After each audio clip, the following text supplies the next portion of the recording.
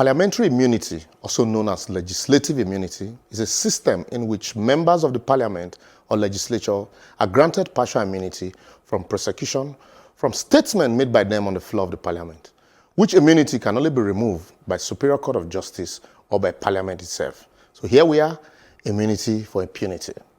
In 2016, after the arraignment of the former Senate President for false declaration of assets, the Nigerian National Assembly members already packaged the bill proposing immunity for principal members of the National Assembly on the ground that it is necessary and fair for the heads of National Assembly to have immunity from criminal prosecution, akin to the one enjoyed by members of the executive as prescribed in Section 308 of the 1999 Constitution of the Federal Republic of Nigeria as amended.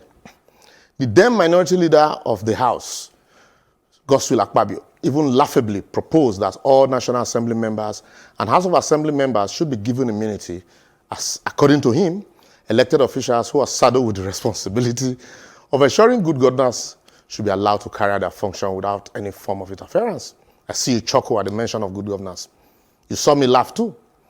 Despite the defeat suffered by the bill in the hands of the vociferous Nigerians, it has found its way back into the current assembly, having passed second reading in both chambers of the National Assembly. Yes, you heard me right.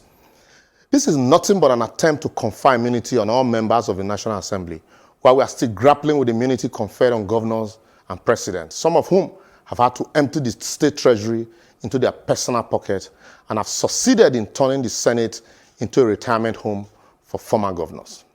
Why are they still discussing immunity for lawmakers when the leadership of the National Assembly is no longer under threat of prosecution, like it was under Saraki, and is firmly now under the grip of the executive?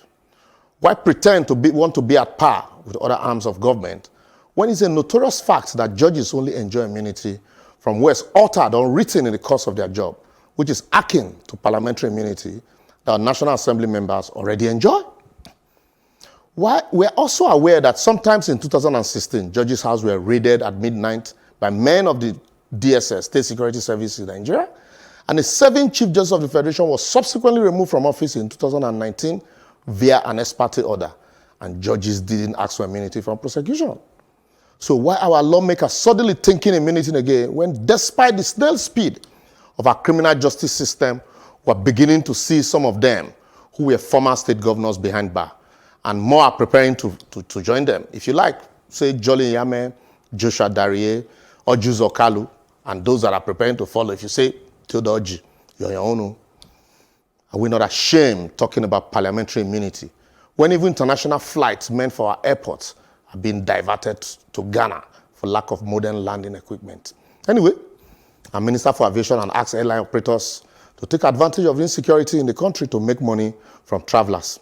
I weep for our ineptitude. Don't we have enough blood on our hands in the country, as some of our lawmakers can no longer travel to their constituency or even travel to perform oversight function? Is it not time for them to take drastic measures to improve the situation in the country, like even initiating impeachment proceedings against the president, rather than issuing or passing mere resolution to obtain immunity for themselves? Why do we like ridiculing our country this way in the eye of serious-minded nations of the world? Is it not bad enough that politicians, aided by senior lawyers, are now mocking our highest judicial institution, the Supreme Court, with a barrage of applications for review of cases long decided with a stamp of finality? Now we want to add another one, immunity for lawmakers.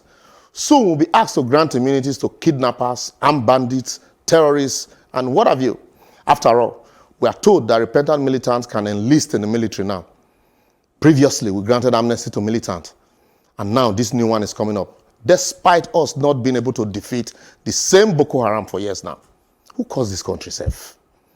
I would therefore advocate today that the idea of immunity for either arm of government should be completely jettisoned, as it will open a floodgate for impunity, which is already ravaging the soul of this country.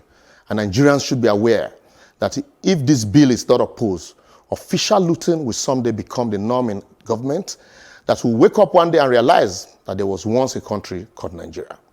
To them that have ears, let them hear. Otherwise, it will be to your tent, O ye Nigerians, very soon.